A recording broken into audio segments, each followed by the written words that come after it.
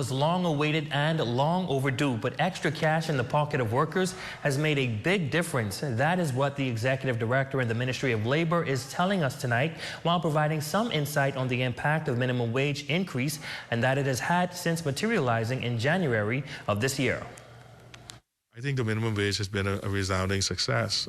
One of the fears that was expressed by those opposed to it, that it would lead to some massive unemployment. But that is not the case, according to the executive manager in the Ministry of Labor, Quentin LaRota, in response to the impact of the minimum wage increase months after implementation. From the research we did, we found exactly the correct numbers to not burden the economy after coming out of the lockdowns and so forth.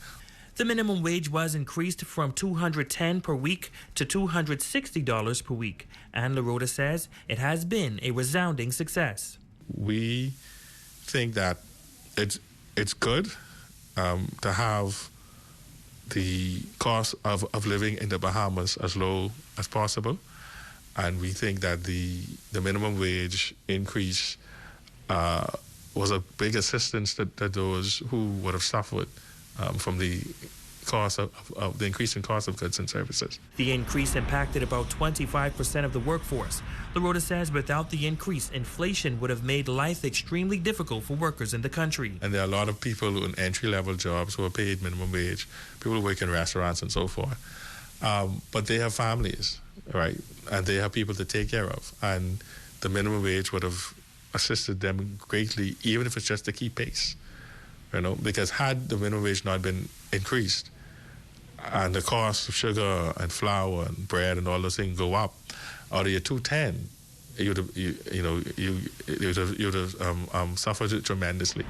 The goal was to raise the minimum wage without having a negative impact on employment or job growth, and he believes that has been achieved.